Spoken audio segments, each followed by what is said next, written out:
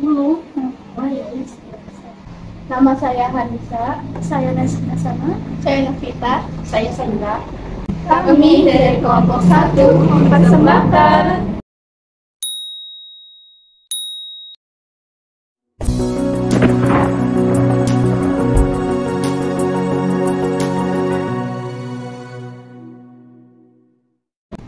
Pertama-tama, apa itu aliran Khawarij?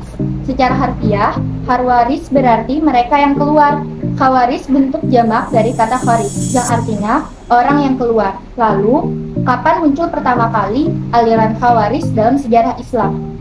Khawarij muncul pertama kali dalam sejarah Islam pada abad ke-1 Hijriah, pertengahan abad ke-7 Masehi, dilatar belakangi oleh pertikaian politik antara Khalifah Ali bin Abi Thalib radhiyallahu anhu dan Muawiyah bin Abu Sufyan.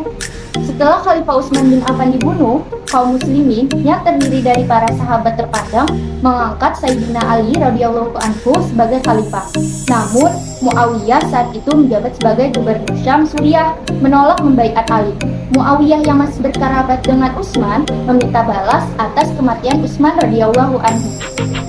Lalu, Muawiyah menuntut semua orang yang terlibat dalam pembunuhan Sayyidina Utsman radhiyallahu anhu harus dibunuh.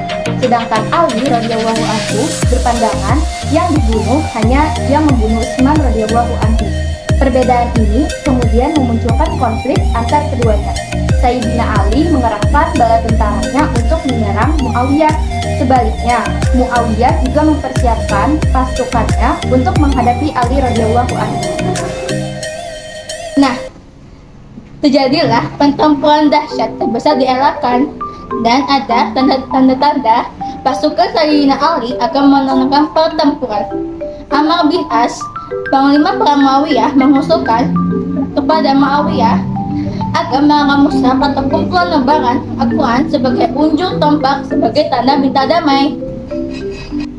Kedua belah pihak lalu mengirimi utusan. Abu Musa al-Asy'ari mewakili Khalifah Ali dan Amr bin As mewakili Muawiyah.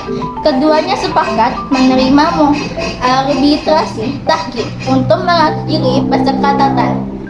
Arbitrasi ini ternyata membuat sekelompok kecil yang orang kecewa.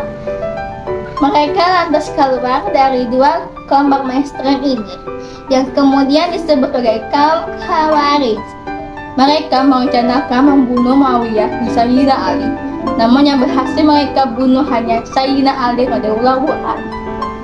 Meskipun pada awal kemunculan kaum Khawarij akan alasan politik, namun pada perkembangannya kelompok ini lebih bercorak teologis. Sebagai misal, mereka keluar dari kelompok mainstream lantaran tidak setuju terhadap arbitrasi atau tahkim yang dilakukan Khalifah Ali dalam menyelesaikan masalah dengan Muawiyah.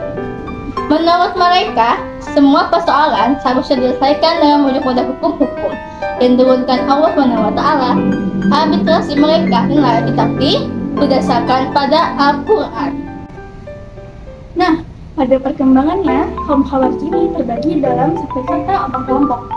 Sekte ini ada yang mengatakan 20 sekte, ada juga yang mengatakan 12, ada yang 10, atau bahkan cuma 4 sekte. Namun, dalam semua sekte atau hampir semua sekte memperbolehkan cara-cara kekerasan untuk mencapai tujuan, termasuk membunuh seperti yang mereka lakukan terhadap Khalifah Ali radhiyallahu anhu karena mereka tidak sependapat atau mengatakan bahwa Ali itu sesat. Nah, disinilah letak perbedaan antara kaum Khawarij dan juga kelompok-kelompok Islam yang mayoritas seperti Ahlus Sunnah wal Jamaah. Ahlus Sunnah wal Jamaah mengatakan bahwa tujuan itu tidak boleh menghalalkan segala cara, karena tujuan yang baik harus dilakukan dengan cara yang baik pula agar mendapatkan hasil yang baik pula. Munculnya kelompok-kelompok radikal sekarang ini tidak terlepas dari ideologi dan teologi kaum Khawarij.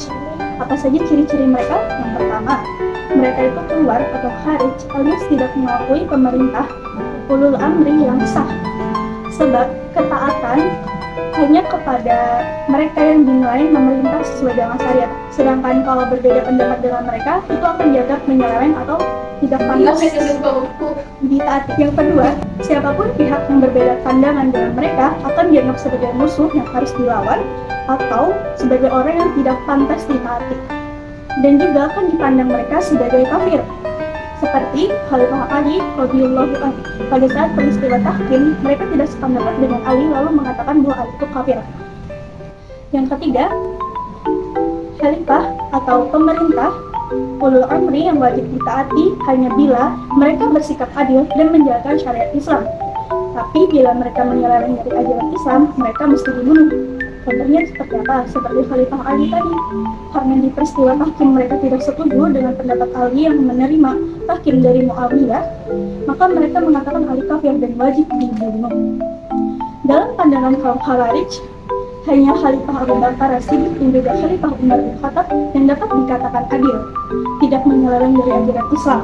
Jadi mereka hanya mengakui dua khalifah, yaitu Khalifah Abu Bakar dan juga Khalifah Umar. Sedangkan Khalifah Utsman bin Affan radhiyallahu anhu dan juga Khalifah Ali bin Abi Thalib radhiyallahu anhu, dua-duanya tidak diakui. Artinya, 2 dari 4 Khulafaur Rasyidin hanya 2 yang dianggap mereka dan 2-nya tidak dianggap. Dan di anggapan mereka itu pemerintah tidak sesuai syariat. Sepanjang perjalanan sejarah Islam, boleh dikatakan kaum Khawarij selalu muncul. Ada kalanya mereka tiarap, dan ada kalanya juga mereka siap melakukan perlawanan terhadap pihak-pihak, terutama ulul amri atau pihak pemerintah, yang dinilai telah melenceng dari ajaran Islam.